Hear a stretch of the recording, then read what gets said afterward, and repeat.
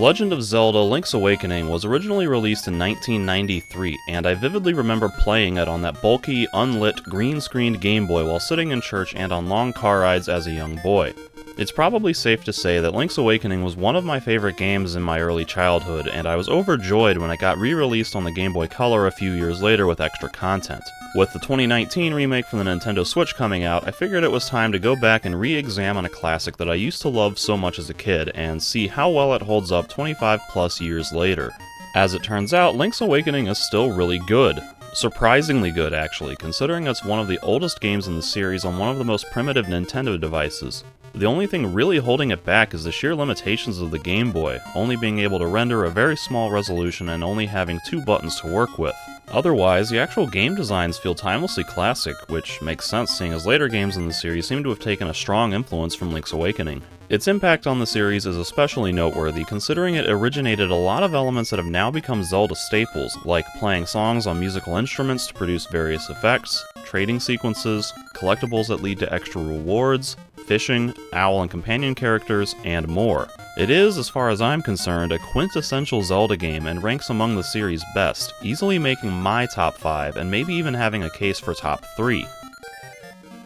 The thing I love most about Link's Awakening is its unique setting and story premise. I've said before in other Zelda reviews that I find the usual tropes of Zelda, Ganon, Hyrule, and Triforces to be kind of tiring and uninteresting when seemingly every game just rehashes the same familiar beats, and that it's always nice when these games choose to break that mold and show that the Zelda formula can work without those cliched mainstays. Instead, Link's Awakening sees Link crash his ship while sailing the ocean and washing ashore on an uncharted, mysterious island known as Koholint, which, as he soon discovers, is apparently guarded by a slumbering deity known as the Windfish, who resides in a giant egg atop the tallest mountain. The island is home to a small village of men, women, and children, and also an animal village of sentient, talking animals, all of whom have lived their entire lives on the island and have never seen anyone new arrive or anyone leave, with the island being threatened as of late by the strange appearance of more sinister monsters called nightmares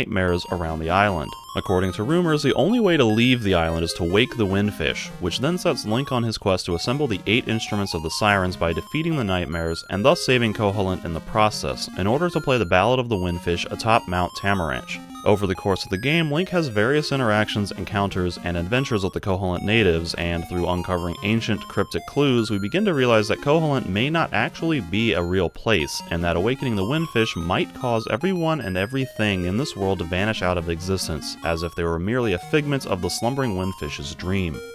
This is such a cool concept to me. The whole "it's all a dream" premise can be pretty trite if not executed properly, but here they do a great job of giving the island this mystical, almost ethereal quality through the music, visuals, and little bits of lore that you stumble upon via owl statues and the owl himself. Even though it seems like it could be just an ordinary place at first glance, like basically just a knockoff version of Hyrule, those little bits of lore are enough to make you question what's going on here, while some of its more bizarre elements like all the talking animals and the odd breaks in the fourth wall, both from tutorial characters as well as the appearance of characters and creatures from other Nintendo games, give it this subtle, otherworldly atmosphere. It's right on the edge of the uncanny valley, where the world is almost familiar to us, but at the same time it's uniquely strange, and that makes it a little hard to reconcile the reality or fiction of this place.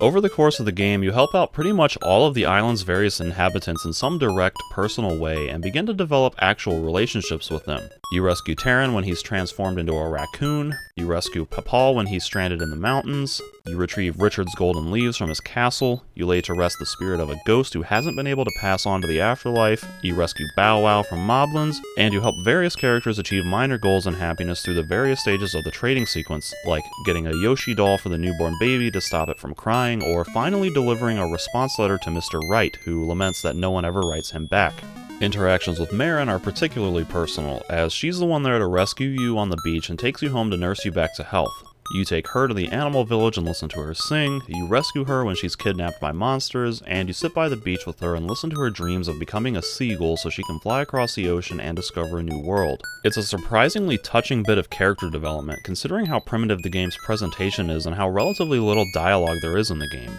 Marin develops a bit of a crush on you, and it's hard not to feel some sentiment for her as well, and so as the game progresses, you begin to realize that once you awaken the Windfish, this world and all of these people will cease to exist, which can make you question your motive to continue on your quest.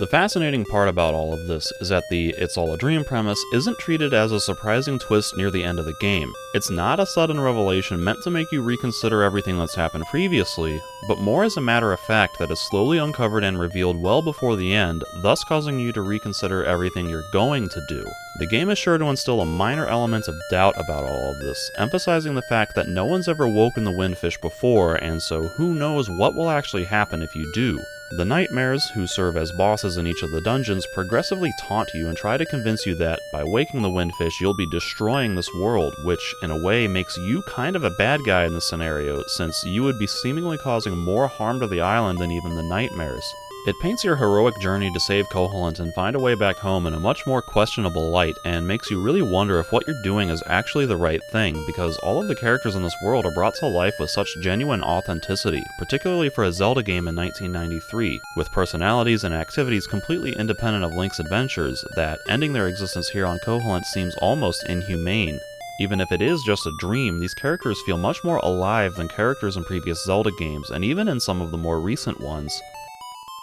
Mind you, the game is 26 years old and has a fairly primitive presentation. Dialogue is minimal and to the point, and characters are rendered in low-res sprites with barely any facial features and only basic animations. To put it simply, Link's Awakening is not winning any awards for dramatic characterization in 2019, but the simplicity is kind of charming here, because it gives you enough details to set the stage for your imagination to fill in the gaps. It's not hard to imagine this being a real place populated by real people. The graphics don't even look that bad or out of place in 2019, seeing as pixel graphics and retro visual styles have been making a comeback in the modern indie scene. Even though it all looks and sounds relatively primitive, it's aged pretty well and still manages to portray some decently cinematic scenes with its basic sprites. The scene on the beach with Marin is a good example, but we still get fun moments with Terran, like when he's transformed into a raccoon, or when he tries to knock a honeycomb down with a stick and then gets attacked by bees. Likewise, the world design feels authentically real and interesting. Koholint has the usual Zelda staples of diverse environments ranging from tropical beaches to dark, mysterious woods, to rocky mountain paths, to dismal swamps, to arid deserts, to river rapids and bay areas. The diversity alone is enough to keep the world engaging, but I also find it fairly immersive that these areas connect to each other so well, as if they're all part of one greater world. It's common in 3D Zelda games for the different biomes to feel completely separate and isolated from the rest of the world, with you having to go through bottlenecked transition points and loading zones with a lot of virtual dead space around them. But because Link's Awakening uses a two-dimensional grid-based map where you can go to each and every one of its 16 by 16 squares, it means that each square usually has to connect to the other squares around it in some sort of plausible way. Sometimes areas are cordoned off from the rest of the world, like the Yarna Desert, which is in the corner of the map, can only be entered through one square and has canyon ridges surrounding it on all sides, but it still has to fit into the space of the world around it, and even though it's only 3 little squares, we do get a tiny bit of overlap between the desert and the fields around the animal village. Most areas usually have more of a gradual transition, though, like going from Mabe Village to the Tarambo Shores, where the ground tiles progressively switch from solid green with patches of dense grass that you can cut with your sword, to mostly green with spotty patches of thin, almost yellow grass, to a brown and beige mixture of dirt and sand with no grass in sight, and finally to wavy coastal sand, all while you progressively drop in elevation as you descend towards sea level. Something like this really shouldn't be noteworthy, but remember that this is 1993 on the primitive Game Boy brick, and details like these help a lot to make the world feel more plausibly real and immersive. The world itself is ultimately smaller than, say, A Link to the Past, but it doesn't feel all that small because it's relatively dense. A lot of the time, squares on the map have multiple entrances and exits, with obstructions preventing you from simply moving to the next square up, down, left, or right. You'll usually see a place on one square and then have to go through multiple other squares to find a path to reach that place. Sometimes it's a bit like navigating a maze, since you can't see the next screens over until you move into them to know where each path will lead to, thus creating an element of trial and error as you try to figure out how different areas of the map connect to one another. Exploration, therefore, feels pretty satisfying and engaging because it takes actual thought and effort to navigate around the world. You don't just simply walk to the next area, but rather you have to figure out a way to actually get there. So even though the map only has so many squares on it, it takes quite a bit more time and effort to actually explore the world than simply going to each of its 256 squares. As is typical with Zelda games, various obstructions that block your path are intended to be circumvented with items obtained from dungeons, with each new item you gain granting access to new areas of the map, which will lead to a new dungeon, which will lead to a new item, thus perpetuating that cycle. At the start of the game, for instance, you're blocked from going into the mysterious woods until you get the sword to cut down some shrubbery, and you're blocked from going into the prairie or bay area until you get the power bracelet to lift boulders. These items also grant access to extra upgrades and collectibles in previously unlocked areas that you could obviously see but couldn't reach. Here, the smaller size of the world works in the game's favor as well. With fewer total squares to explore and fewer collectibles to collect, it's far easier to remember where specific things are and how to get back to them after you passed by them several hours ago. By having only 12 heart pieces, as opposed to 24 in A Link to the Past or 36 in Ocarina of Time, and only 26 secret seashells, as opposed to 50 to 100 gold Skulltulas in Ocarina of Time or 900 Korok seeds in Breath of the Wild, it makes each individual discovery feel more special and rewarding because the game isn't diluting the experience with the same thing over and over again. Plus, each discovery feels genuinely earned, because even though there are fewer in total, that doesn't always mean they're easy to find or acquire. I, for instance, ended up missing a few heart pieces and several secret seashells in my recent playthrough, despite being a pretty thorough explorer and always looking out for those sorts of things. The game's overall progression is pretty linear, with most areas in the world being closed off until you're supposed to go there, and having to go through the dungeons in a prescribed order, but the linearity doesn't feel as restricting as it does in some other Zelda games, in large part because the world itself feels so interconnected. With the map being comprised of a single seamless, uninterrupted landscape, it makes figuring out where you have to go next a little bit harder because different areas of the map just kind of blend into the rest of the world, rather than being obviously sectioned off into isolated zones with a single entrance, thus distilling your options into fewer possibilities where you can more easily use process of elimination to determine your next destination. Link's Awakening is sure to indicate the general area of your next objective every time you complete a dungeon, but it's ultimately up to you to figure out where that is and how to get there, and then you still have to explore that area to figure out where the dungeon is and how to get inside of it. In previous Zelda games, the dungeons often felt like they were just kind of there, and accessing them was mostly a matter of just physically getting to them, which sometimes required a special item and other times not. But Link's Awakening makes the process of accessing each dungeon a little more involved. To access the Key Cavern, for example, you have to retrieve Richard's 5 golden leaves from Canelet Castle and then navigate his hedge maze to get the Slime Key. To access the Angler's Tunnel, you have to defeat a mini-boss in the Yarna Desert, but before you can do that, you have to bring Marin to the Animal Village to wake the sleeping walrus who's blocking the way. To access the Face Shrine, you have to visit the Southern Face Shrine and defeat a mini-boss there to get the Face Key, and so on. Completing these preliminary tasks adds an extra sense of adventure to the overworld exploration, especially since they usually involve a lot of interactions with other characters, and it helps to make each dungeon feel more connected to the world because it has some sort of relation to something else. Plus, it creates a satisfying amount of build-up to each dungeon. Just getting to the dungeon feels like an accomplishment on its own and makes completing the dungeon feel more momentous. The alternating overworld exploration and dungeon crawling cycle in this game creates a really engaging pace of play where it feels like you're always moving forward in the game and always making actual progress towards achieving your goals, while still giving you a lot of freedom to go off exploring on your own. It strikes a good balance, in other words, of providing semi-open world freedom alongside a more linearly structured experience, which I find helps to make each one of those dichotomous elements more interesting since it makes the gameplay feel more varied while also providing a contrast that accentuates the positive qualities of each element. In other words, going into a claustrophobic dungeon where you have to solve puzzles and find keys to advance is more striking because you've just come out of a large overworld where you have a lot more freedom to roam around each square of the map and to go off wherever you want.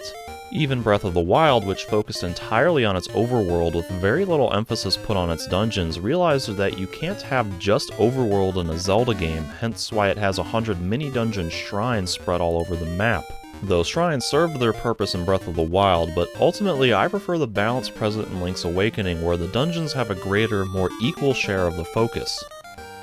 It helps, of course, that the dungeons in Link's Awakening are all really good. They start out relatively simple and straightforward, but get progressively bigger, longer, and more complicated the further you get in the game, with dungeons in the second half usually being 45 minutes to an hour long. Most dungeons are fairly non-linear, with maps that branch out in all directions, requiring you to get keys and items or to manipulate a mechanism from one side of the dungeon in order to be able to progress on the other side. Whenever you get a key, you typically have multiple options of where to use it. Even though you'll eventually get all of the keys you need to open all of the doors, your progression through the dungeon can shape up a little differently depending on where you choose to go first, which makes it feel like you have a lot more control over the process of beating the dungeon, rather than following an obvious dotted line from beginning to end.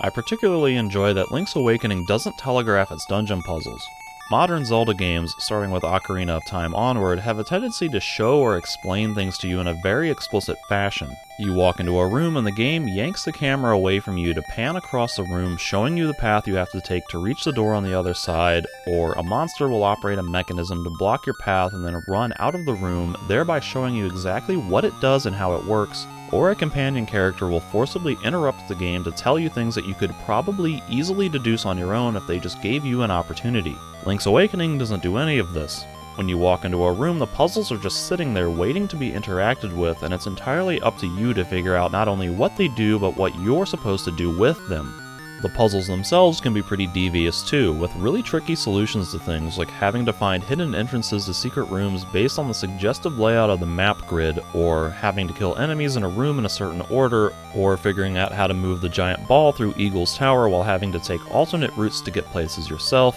or diving underwater at a place where torch lines intersect, and so on. Although some of these solutions can be pretty obscure, the game does give you hints, and even outright solutions to some of them in the form of the owl statues. However, these statues require that you first find the beak in each dungeon before they'll tell you their secret, and are often found in a different room than where their secret applies. So it still takes effort to unlock those hints, and a little bit of brainpower to understand what it's talking about and how/where to apply that knowledge. Some of the later dungeons are still pretty challenging even today, and required me to look up solutions in a guide on at least 2 occasions. At first glance, the dungeons don't have as much theme as, say, Ocarina of Time's, or perhaps even A Link to the Past's, but each dungeon still gives off a unique identity that sets it apart from the rest in a memorable way. The Tail Cave is somewhat generic, but it does a good job of demonstrating how all of the dungeon mechanics work in a relatively safe and easy to understand environment with a map layout shaped like a scorpion. The Bottle Grotto uses bottles to block your progress until you get the Power Bracelet, and then requires you to use bottles to defeat certain enemies and to get past other obstacles in more creative ways, and has a map layout shaped like a bottle. The Key Cavern has a ton of locked doors that you have to navigate by finding keys scattered all throughout the dungeon with a map layout shaped like 2 keys. Angler's Tunnel is basically the water dungeon where you have to swim and dive through water, and has a map layout shaped like a flipper, or a fin, or maybe a fish head? I'm not exactly sure what it is, but it probably has something to do with water. Otherwise, most of the dungeons unfortunately tend to look and sound pretty similar. They all use different color palettes and have slightly different ground and wall patterns, but every dungeon has the same square, blocky design to it with a lot of the exact same pushable blocks, flippable switches, wall torches, doors, blade traps, statues, and so on. Unless you happen to remember what color each dungeon is, or have each dungeon completely memorized, it would be pretty hard to identify a screenshot of a random room taken out of context and attribute it to the correct dungeon. Dungeon music, likewise, isn't very memorable since most of the tracks are all spin-offs of the basic cave music.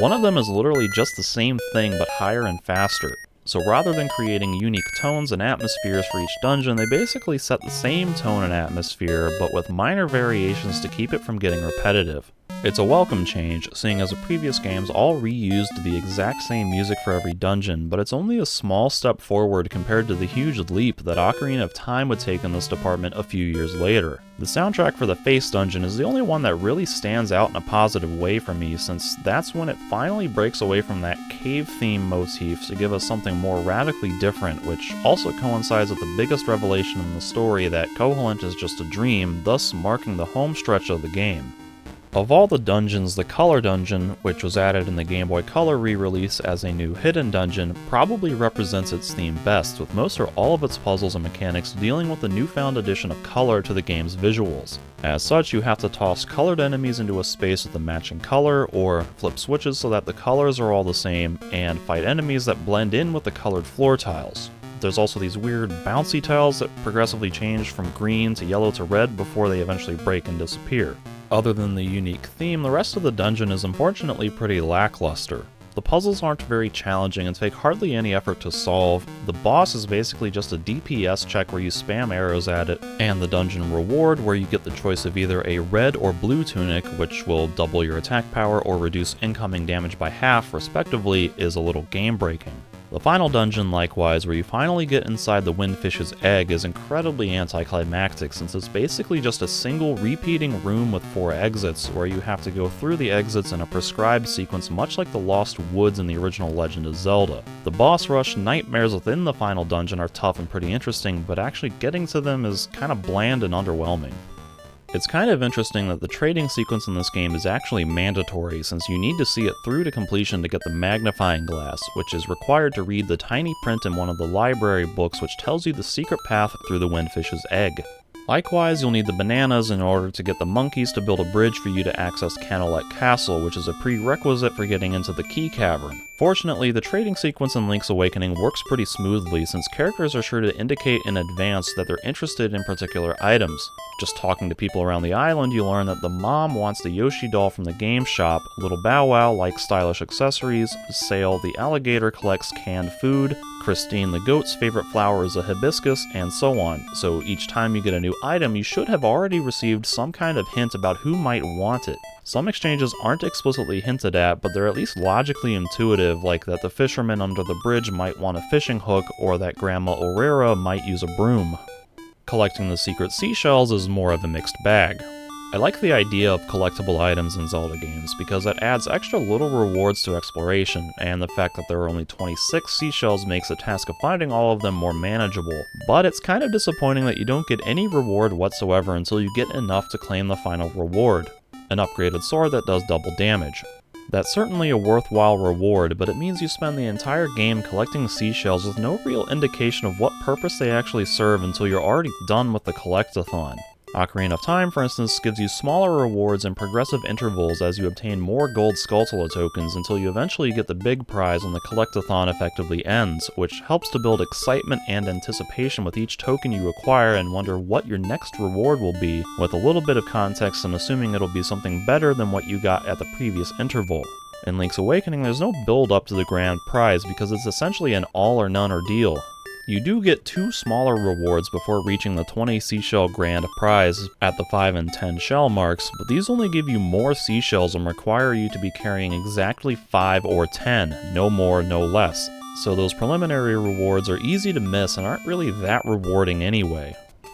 Combat plays like you'd expect for a 2D Zelda game, but it actually works better than in the previous top-down games due to the greater functionality of the sword and shield. The sword is bigger than the one in A Link to the Past, so it has longer reach and also hits at a wider angle to the side as you swing it, which makes it easier to hit enemies without bumping into them. And the shield now functions as a manual toggle that you equip to one of the 2 buttons, meaning you have to defend attacks manually rather than just standing there and letting the shield block attacks automatically, in addition to also blocking more types of damage, thus making it generally more useful and more engaging. One major twist in Link's Awakening is the inclusion of the Guardian Acorn and Piece of Power, 2 temporary upgrades that drop from defeated enemies at certain intervals and which grant temporary buffs to your offense and defense, halving incoming damage and doubling outgoing damage respectively. I don't really care for these. For starters, the music that plays while these buffs are active is obnoxiously repetitive and extremely grating to listen to, and they almost randomly make the game easier. By sheer coincidence, I happen to have a Piece of Power active while fighting bosses and mini-bosses in the first 3 dungeons, which made them die almost instantly. After a while, I just stopped picking them up whenever they dropped because I didn't want to get blasted with that annoying music and just wanted to play with the normal combat difficulty. It's also annoying that you have to sit through the descriptive text window that tells you what they do each and every time you pick them up. That's kind of a recurring problem with Link's Awakening, since those types of messages pop up basically everywhere all the time for almost everything you do. Every time you get a compass in a dungeon, the game needs to remind you that it has a new feature that will make a chime sound whenever you enter a room with a hidden key. Every time you bump even slightly into an object you can't lift without the power bracelet, a window pops up telling you it's much too heavy to lift. These are minor annoyances, but they shouldn't have been there in the first place. Just tell us about the compass chime in the first dungeon, and only tell us something is too heavy to lift with our bare hands if we actively try to pick it up without the bracelet equipped. Despite these recurring tutorial messages that continually explain game mechanics to you that you've already learned, I appreciate that you don't have an obnoxious companion character following you around doing the same thing. The closest we get to that in this game is the Owl, who only appears briefly in sporadic moments, usually to deliver narrative exposition rather than to explain game mechanics to you or explicitly telling you where to go or what to do next, all the while disrupting the flow of gameplay. Link's Awakening still has optional hand-holding elements. If you're stuck in the overworld, you can always call Old Man Aurora in Mabe Village, who will give you more direct instructions on what you're supposed to be doing at that particular moment, and inside dungeons, you can seek out the owl statues to get hints on some of the dungeon's more dastardly puzzles. But both of these are optional and require effort to seek out those means of assistance, since you have to find a telephone booth to call Aurora, and you have to first acquire the stone beak before the owl statues will speak to you.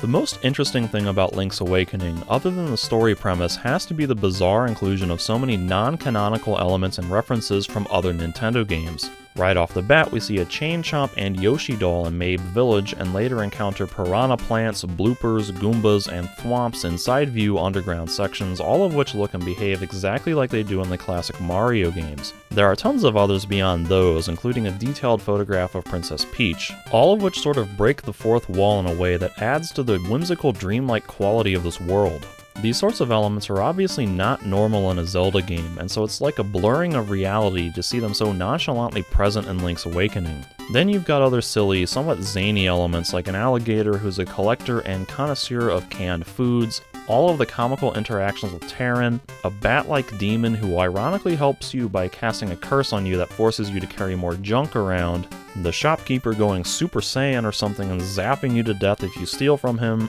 the rat photographer who follows you around snapping comical photographs of cartoony situations, an a cappella trio of singing frogs, and more. As a game sandwiched between A Link to the Past and Ocarina of Time, both of which take themselves pretty seriously, Link's Awakening's more light-hearted nature offers a nice change of pace from the usual tone of the series and makes it a genuinely fun environment to be in, even while the main story deals with pretty serious and heavy themes.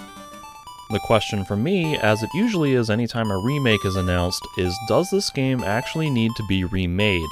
In terms of financial incentive, the answer is obviously yes, because a remake is guaranteed to sell more copies at a higher price point than if they were to simply re-release the original version as a port to a new console. But in this case, the game doesn't feel so outdated as to need modernized updates to make it playable. Most of the time, the benefit of remaking a beloved classic is to improve the overall quality by enhancing graphics and gameplay features that were limited by the technology of the time. That's certainly the case with Link's Awakening, considering the 8-bit graphics, chiptune sounds, and 2-button inputs on the Game Boy, but the core gameplay designs remain fundamentally enjoyable even to this day, 26 years later after its initial release. Maybe my perspective on this is a little skewed since I played it as a child 25 years ago, so maybe it doesn't feel as outdated to me, but I feel confident that you could hand the original version to someone who's never played it before, and they would still get as much satisfaction out of playing it now as I did back then. I know I certainly enjoyed replaying it for the first time since my childhood, and some of its design elements are as good as or even better than some of its successors.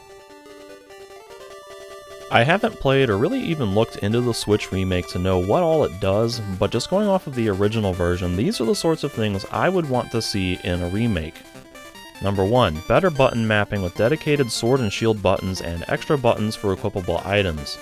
This seems like an obvious thing that is guaranteed to happen since the Switch has way more buttons than the Game Boy, and it would be foolish not to make use of them. Of all the technical limitations of the Game Boy, this is the only one that I feel actually detracts from gameplay in a significant way, just because of the tedium involved with constantly pausing the game to switch out items. Number 2. A better secret seashell system. Mainly, I'd like to see more iterative rewards as you gain increasing amounts of seashells so that you can feel progression building towards the final prize. They could basically copy the Golden Skulltula rewards from Ocarina of Time and give you things like rupees or minor upgrades to existing items like a bigger wallet or a Stone of Agony type thing that helps you find secrets in the world. Number 3. Get rid of the repetitive tutorial messages.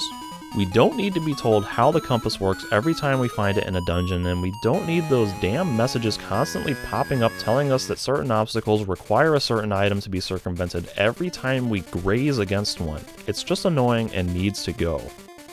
Number 4. No more Guardian Acorns and Pieces of Power.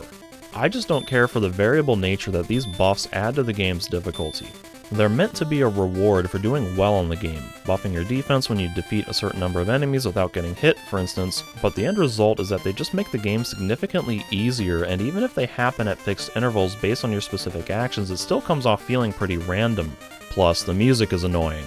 If these must stick around, then I'd like to see their frequency reduced, alter the music so it's less grating, or maybe just change how they trigger altogether, such as being a super rare buff that you carry around as an inventory item with enough limitations that you can't stock up on them before facing every boss. Number 5. Better mini-games. In Link's Awakening we have 3 mini-games: the claw game, fishing, and river rafting, and they're all kinda mediocre. The claw is pretty simple and straightforward once you understand the timing, and fishing is basically just a matter of mashing a single button over and over again. The river rafting involves a fun bit of exploration trying to navigate the different currents, but the only substantial reward within this whole section is but a single secret seashell. For these, I'd like to see the mechanics tweaked to make them more interesting, and in the case of the river rafting, just something more rewarding. Number 6. A better final dungeon. I don't like the Windfish's Egg being so drab looking and mechanically simple. The mega boss rush is cool, but getting to those boss fights is boring and anticlimactic just walking through empty rooms in a proper sequence, so I'd like for that first section of the egg to have a little bit more puzzle solving and platforming involved to make it more actively engaging and challenging than simply looking up the solution in the library and walking through doorways. I mean, they could basically just recreate the Lost Woods from Ocarina of Time with some sort of trick to figuring out the sequence on your own where wrong turns punish you with difficult enemies or make the final boss rush harder. Number 7. Just generally more content. When it comes to remakes, I don't want to play basically just the exact same game but with better graphics and controls. I want new things to experience so that it can feel like a brand new experience, even if only in small quantities. It doesn't need to be anything too major, since you don't want a bunch of extraneous content distracting from the base game, but things like extra heart pieces and secret seashells, an extra mini-game or two, a new character with a new side quest, or a new hidden dungeon seem like they would all be pretty feasible. As I said before, I haven't played or even looked into the Switch remake other than watching the initial announcement trailer, so it's entirely possible that Nintendo is already doing some of these things with the Switch remake. Some of them seem like expected guarantees, while others may just be wishful thinking. Seeing as I don't own a Switch, I won't be able to see for myself anytime soon. Anyway, the point of this review is not to focus on the remake, but rather to examine the original game in the context of why it's being remade. I find it interesting that Nintendo chose to remake Link's Awakening and not, say, the original Legend of Zelda, which I think is a testament to the lasting appeal of Link's Awakening and its overall quality, that Nintendo would decide that this game is what deserves a modern update, and that this game is worth introducing to a newer generation who likely never played the original version. That's no disrespect to the original Legend of Zelda, but Link's Awakening is a game that really defined the Zelda formula according to how we understand it today, maybe even more so than A Link to the Past. And besides that, it's just a really good game in general, with solid dungeon design and complexity, a tight and satisfying overworld design, and a good and interestingly unique story. It's one of my favorite Zelda games, and the original version still holds up extremely well even 26 years later.